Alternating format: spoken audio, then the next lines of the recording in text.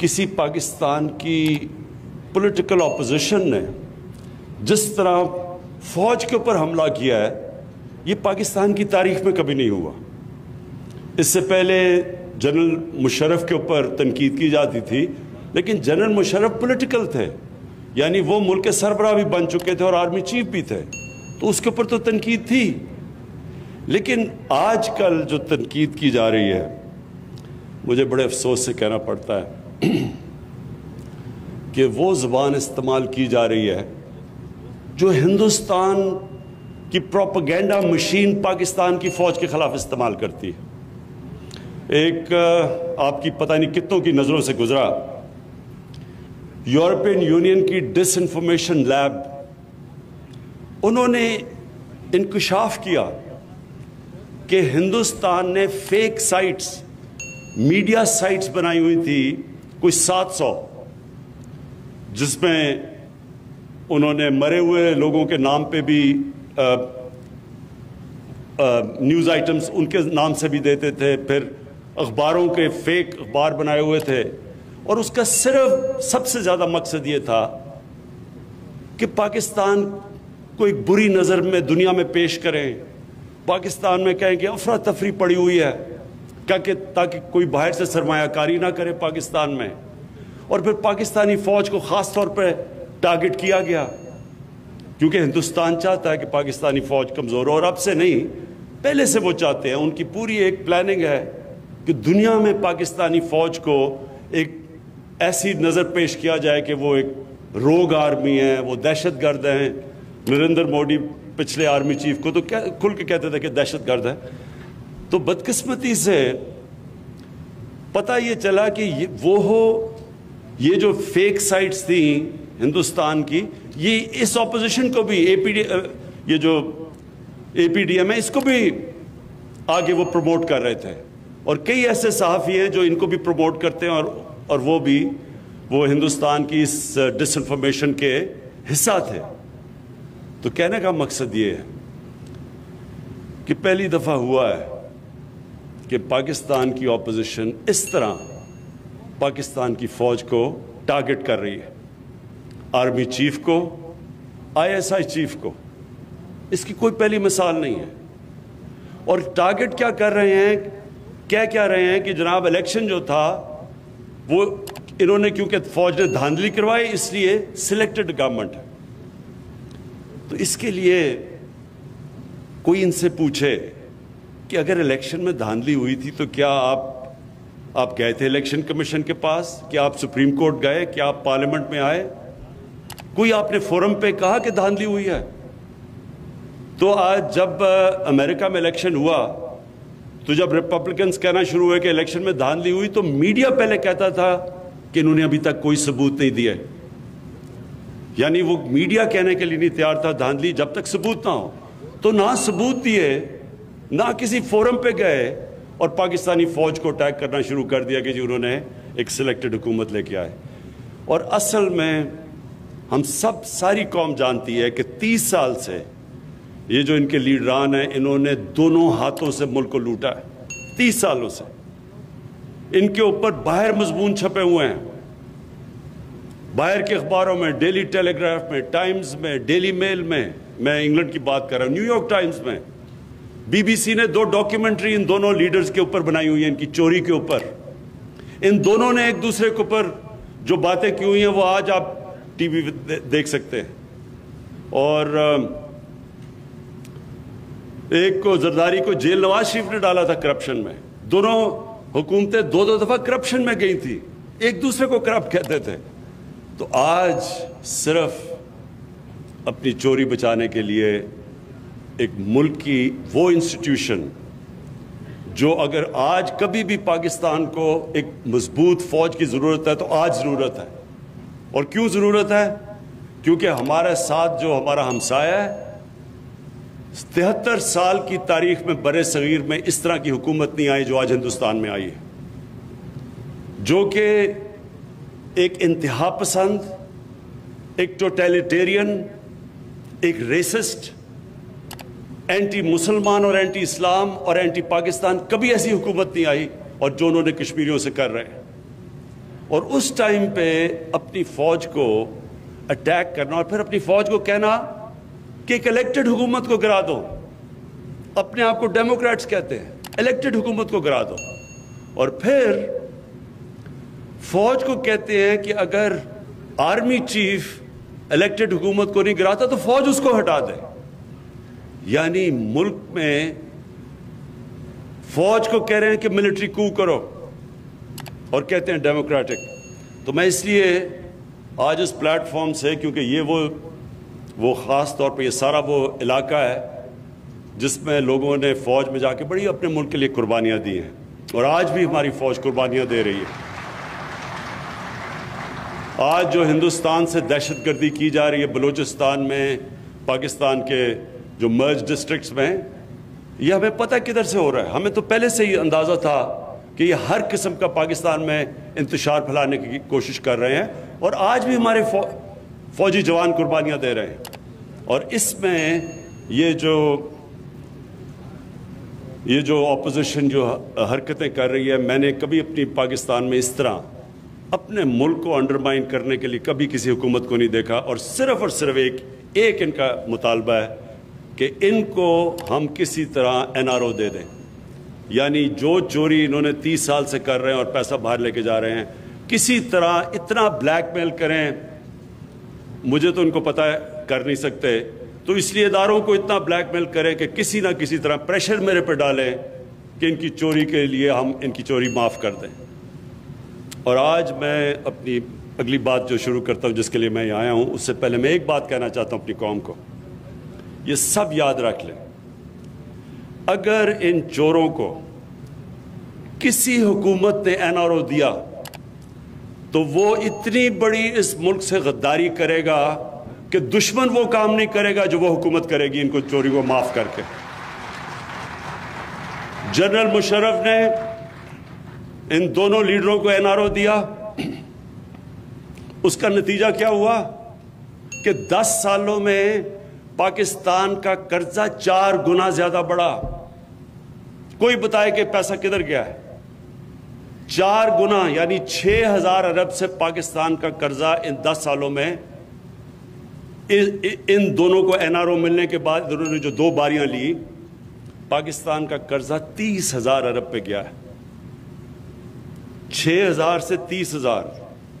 تو جب میں آج جب پارلیمنٹیرینز اور اپنے پولیٹیشین سے بات کر رہا تھا, تو وہ سارے کہہ رہے تھے ہمیں سڑکیں چاہیے, اور مجھے سارے آپ کے اس علاقے کو تو میں بڑی اچھی طرح جانتا ہوں, تو مجھے پتہ ہے آپ کے کیا مسئلے تھے. تو میں تب ان کو بتا رہا تھا کہ ایک حکومت جب ہم آئے تو جتنا ہم نے ٹیکس کا پیسہ اکٹھا کیا پہلا سال, اس کا آدھا چلا گیا ان کے لیے ہوئے قرضوں کی قسطیں ادا کرنے میں, آدھا چلا گیا. اور اب یہ جو دوسرا سال ہمارا گزرا ہے, پہلے سال میں ہم نے 2,000 ارب یعنی 4,000 ارب ٹیکس اکٹھا ہوا, 2,000 ارب قرضوں کی قسطیں دینی تھی ان کے لیے ہوئے قرضوں پہ, جو انہوں نے 4 گنا زیادہ قرضہ چڑھایا. اور دوسرے سال میں وہ قرضے بڑھتے جا رہے ہیں کیونکہ ان کے اوپر سود لگ رہا ہے. تو دوسرے سال 2,700 ارب ہمیں قرضوں کی قسطیں واپس کرنی پڑی. اس لیے جو پیسہ خرچ کرنا ہے اپنے لوگوں کے اوپر, وہ ہمارے پاس کم رہ جاتا ہے.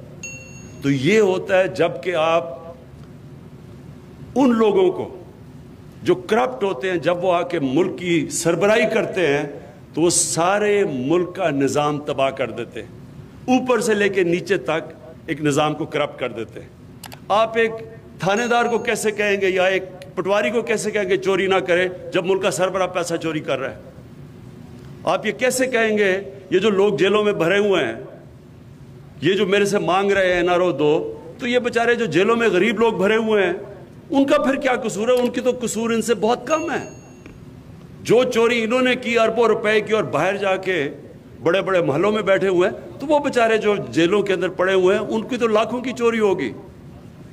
اور اگر ان لوگوں کو سزا ہم نہیں دیتے تو مجھے یہ بتائیں کہ کیا ہم اپنے بچوں کو بتا رہے ہیں کہ طاقتور اس ملک میں جو مرضی کرے وہ بلیک میل کر کے NRO لے لے اور صرف غریب آدمی کے لیے جیل ہے؟ اور اس لیے میں اپنی قوم کو بار بار یاد کراتا ہوں کہ نبی صلی اللہ علیہ وسلم نے کہا تھا کہ تمہارے سے پہلے بڑی قومیں تباہ ہوئیں جو طاقتور کو انارو دیتی تھی اور کمزور لوگوں کو بیچاروں کو جیلوں میں ڈالتی تھی۔ اب جی میں چکوال کے اوپر آتا ہوں جس کے لیے آج میں یہاں آیا تھا۔ دیکھیں جو مجھے یاسر آپ کی بات بڑی آج پسند آئی، صرف میں ایک جگہ اگری نہیں آپ سے کرتا کہ آپ نے کہا کہ انڈسٹریل ریولوشن جب آئی یورپ کے اندر تو مسلمان ملکوں کے اندر ہم نے تعلیم پہ زور نہیں دیا۔ یہ ایکچولی ٹھیک بات نہیں ہے۔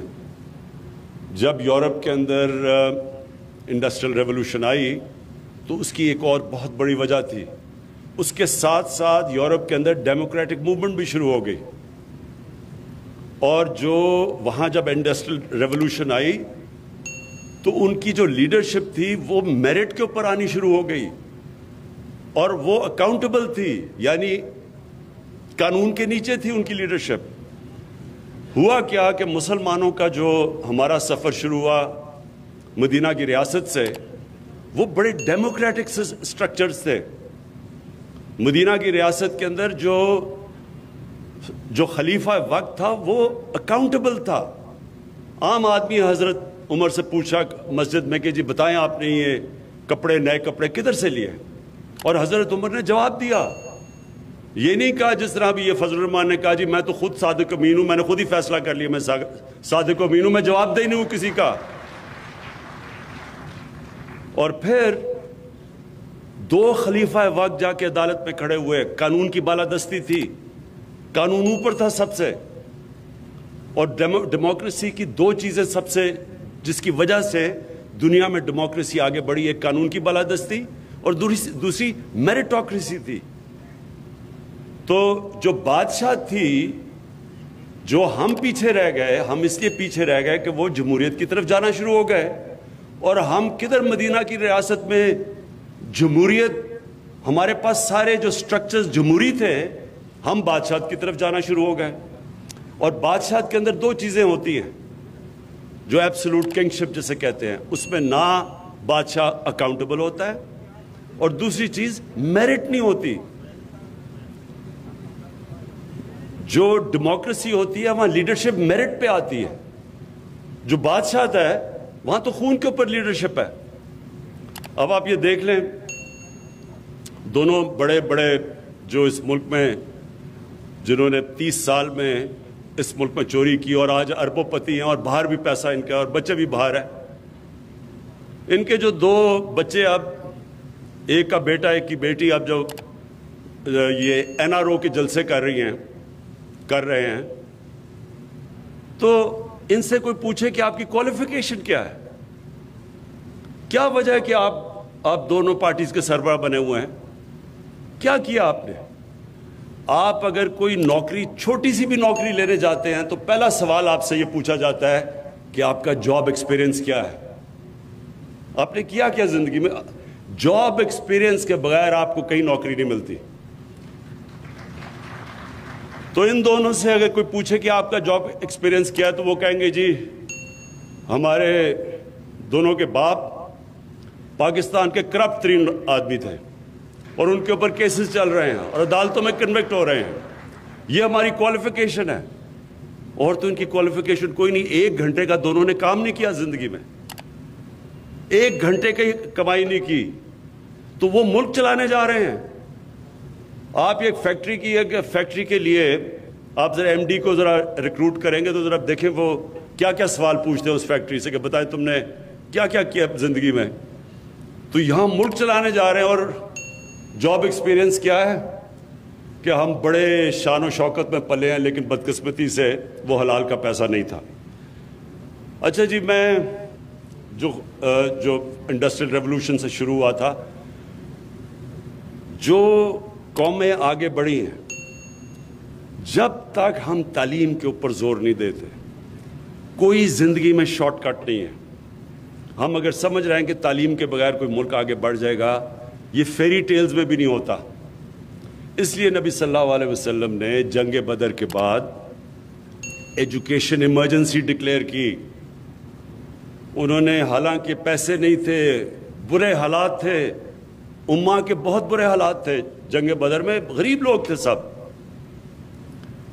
اس کے باوجود انہوں نے کہا کہ جب قیدی کو واپس کر کے مکہ کے قیدی کو پیسے مل سکتے تھے، انہوں نے تب کہا کہ جو قیدی پڑھا لکھا دے گا 10 مسلمانوں کو وہ واپس آزاد ہے۔ یہ ایک بڑی سوچ تھی۔ جو تعلیم ہے وہ امیجیٹ ریٹرنز نہیں ہوتے۔ ہمارا سب سے بڑا مسئلہ یہ ہے کہ یہ جو ہماری جس طرح کی ڈیموکریسی ایوالو کی، ہم 5 سال کا سوچتے ہیں، جیسے جی 5 سال سے میں کوئی ایسا پروجیکٹ دکھا دوں، پھر اس کی اتنی اربوں روپیہ اس کے اوپر پبلسٹی پہ خرچ کر کے تاکہ اگلا الیکشن جیت جاؤ۔ لیکن تعلیم کے اندر اگلا الیکشن کا نہیں آپ سوچتے۔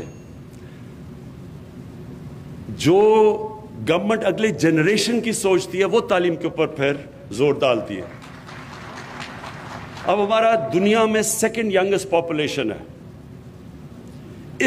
اس آبادی کو جتنا ہم ویلیو ایڈ کر سکیں، ویلیو ایڈ کا مطلب کہ جتنی بہترین تعلیم، ہنر سکھا سکیں، ٹیکنیکل ایجوکیشن دے سکیں، اور دنیا اب کھڑی ہے ایک اور ٹیکنالوجی کی ریولوشن پہ، نئی نئی چیزیں آ گئی ہیں، آرٹیفیشل انٹیلیجنس، ایسی ٹیکنالوجیز اتنی تیزی سے ایڈوانس کر رہی ہیں۔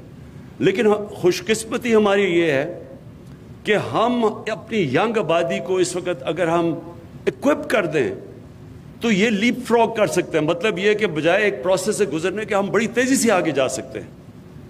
اس لیے جو 2 آج میں نے آج انوگریٹ کی ہیں 2 چیزیں، ایک آپ کی جو یونیورسٹی چکوال یونیورسٹی، اور دوسرا جو آپ نے سینٹر آف ایکسلنس یا ایک اسکول ایسا بنایا کہ جو بہترین ٹیلنٹ چکوال کے بچوں کا، لیکن غریب بچوں کا، وہ بچے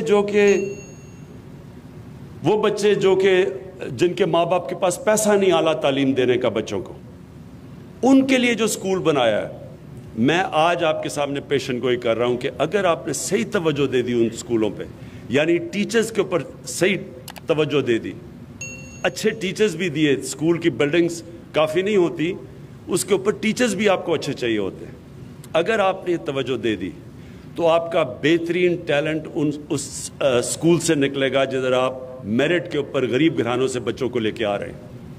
ہم نے نمل یونیورسٹی میں ساتھ ہی ہے، کبھی آپ کو موقع ملے ضرور جا کے دیکھیں، کیونکہ مجھے اس کا بڑا فخر ہوتا ہے اس یونیورسٹی کا۔ اس میں 90% جو اسٹوڈنٹس ہیں وہ اسکالرشپ پہ ہیں، یعنی ان کا تقریباً سارا پیسہ ہم اکٹھا کر کے اسکالرشپ پہ دیتے ہیں، اور وہ غریب ترین گھرانے کے بچے ہیں، اور ان میں سے 75% بچے اردو میڈیم اسکول کے ہیں، اور جو انیشل ڈگریز تھیں وہ بریڈفورڈ یونیورسٹی کی ہیں، یعنی انگلینڈ کی یونیورسٹی کی ہیں۔ لیکن آپ کو حیرت ہوگی کہ جو ان کا رزلٹ ہے، جس طرح کے وہ بچے پڑھتے ہیں، اور جو ان کے اندر ڈرائیو ہے، جو ہنگر ہے، جو بھوک ہے، وہ بریڈفورڈ یونیورسٹی کی ڈگریز لے رہے ہیں، اور بریڈفورڈ یونیورسٹی سے جو پرسنٹیج ہے فرسٹ ڈویژنز کی وہ نمل یونیورسٹی کی زیادہ ہے۔ کہنے کا مطلب یہ ہے کہ جب آپ موقع دیتے ہیں ان کو جن کے اندر ایک آگ لگی ہوتی ہے کہ ہم کسی نہ کسی طرح زندگی میں اوپر جائیں، اور ان کو موقع دے دیتے ہیں اچھا تعلیم دے کے، اور پھر وہ یہ جب سوچتے ہیں کہ میں اپنے خاندان کو بھی اوپر لے جاؤں گا، اپنی فیملی کو بھی اٹھا دوں گا، اپنی زندگی بہتر کر لوں گا، وہ کئی دفعہ وہ اسکول جن کے اندر بچے پیسے والے گھروں کے آتے ہیں وہ مقابلہ نہیں کر سکتے۔ اور یہ نمل یونیورسٹی میں آپ دیکھ لیں کہ نہیں، وہ جو نمل یونیورسٹی کے اندر جس طرح کے بچوں کے اندر ڈرائیو ہے وہ نظر آتی ہے ان کے رزلٹس پہ۔ اور اس لیے یہ جو آپ نے ایک پہلے اسکول، میں سمجھتا ہوں کہ اسکول میں سے آپ کا بہترین ٹیلنٹ نکلے گا۔ دوسرا جو یونیورسٹی ہے یہ بڑی ضرورت تھی یہاں سارے علاقے کے لیے، کوالٹی کی یونیورسٹیز یہ جو آپ بنانے جا رہے ہیں، میں آپ کو مبارک بھی دیتا ہوں، اور آپ یقین دلاتا ہوں کہ پوری طرح انشاءاللہ میں آپ کی اس پہ سپورٹ کروں گا ہر تک، اینڈ تک۔ اور پھر جو ہاسپٹل ہے یہ بہت ضروری ہے، یہ جو 500 بیڈ کا ہاسپٹل بنا ہے اس کی بڑی ضرورت ہے اس سارے علاقے میں۔ آبادی ہماری بڑھتی جا رہی ہے، ہمارے پاس اتنے ہاسپٹلز نہیں، نرسز نہیں، ڈاکٹرز نہیں، تو یہ جو آپ پہلا تو یہ قدم ہے کہ اس علاقے میں ایک ہاسپٹل کی بہت ضرورت تھی۔ تو یہ جو آپ نے 500 بیڈ کا ہاسپٹل بنایا اور یہ جو شروع کر رہے ہیں آپ، اس کے لیے پھر سے میں آپ کو ریپیٹ کرتا ہوں کہ پوری ہم سپورٹ دیں گے. لیکن میں آپ کو یہ بھی بتا دوں کہ جو پاکستان میں جتنے ہاسپٹل کی ضرورت ہے وہ گورنمنٹ نہیں بنا سکتی، اور اس کے لیے ہم نے ایک ایسا زبردست، اور میں دونوں پنجاب اور پختونخوا کی گورنمنٹس کو خاص طور پہ خراج تحسین پیش کرنا چاہتا ہوں کہ جو ہیلتھ کارڈ ہے، جو ہیلتھ کارڈ لے کے آئے ہیں یہ انشاءاللہ آپ دیکھتے رہیں. میں آپ کے سامنے یہ بھی پیشن گوئی کرتا ہوں کہ 5 سال 6 سال 8 سال 10 سال تک، میکسیمم 10 سال تک یہاں کا جو ہیلتھ سسٹم ہوگا، ہمارے سے بڑے امیر ترین ملکوں کا بھی وہ ہیلتھ سسٹم نہیں ہوگا جو پاکستان کا بننے جا رہا ہے. اور وہ کیوں؟ وہ اس لیے کہ ہیلتھ کارڈ میں ہر خاندان میں، اور فیصلہ ہوا ہے کہ اگلے سال کے اینڈ تک ہر پنجاب کا اور پختونخوا کا خاندان اس کے پاس ہیلتھ انشورنس ہوگی. اس کو کہتے ہیں یونیورسل ہیلتھ کوریج. یہ آپ حیران ہوں گے، میں پھر سے کہہ رہا ہوں، امیر ترین ملکوں کے اندر بھی یونیورسل ہیلتھ کوریج نہیں ہے. یہ جو کارڈ ہے ہیلتھ کارڈ، اس سے کیا ہوگا؟ اب تک کیا ہوتا تھا کہ اچھے پرائیویٹ ہاسپٹل صرف بڑے شہروں میں چلے جاتے تھے، کیونکہ پیسہ تو بڑے شہروں میں ہے، تو چھوٹے شہروں میں پرائیویٹ ہاسپٹل بناتا ہی کوئی نہیں تھا. اب ہم پرائیویٹ ہاسپٹلس کو انکریج کر رہے ہیں، انشاءاللہ ان کو سستی زمینیں دیں گے ہاسپٹل پرائیویٹ سیکٹر کو آنے میں.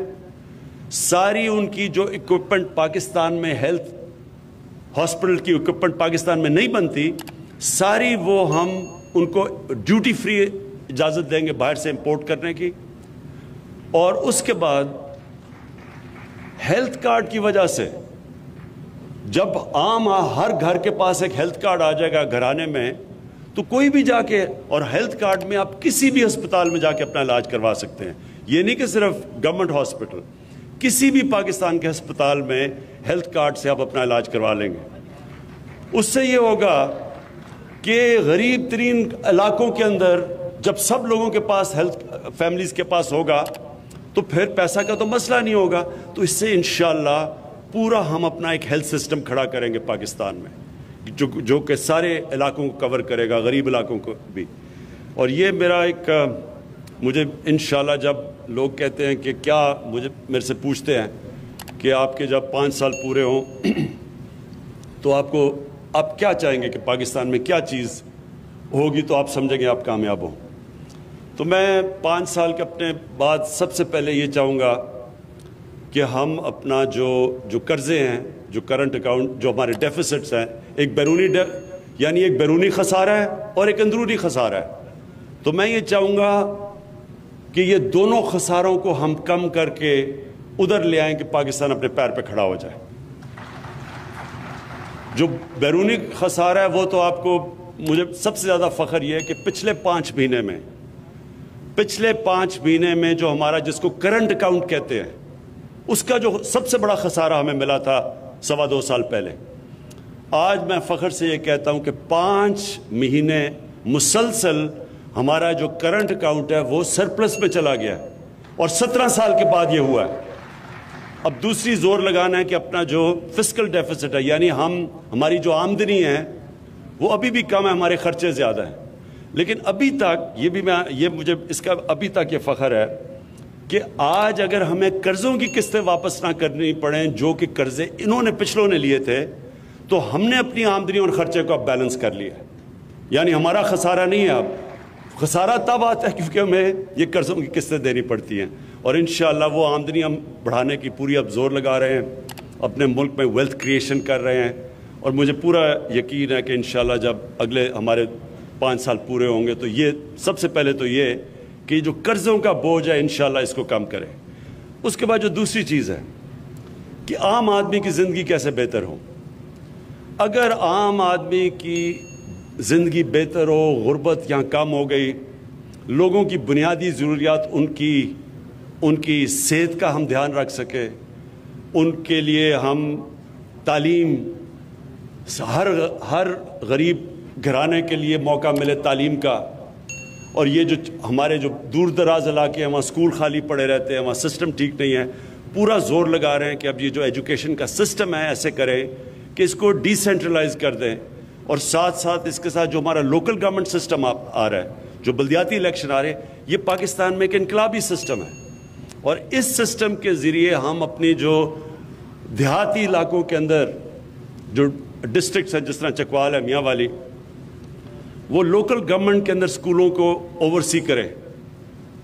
اور یہ ہمارا بڑا ایک ریولوشنری سسٹم ہے جو انشاءاللہ جب الیکشن آئیں گے تو آپ کو پتہ چلے گا.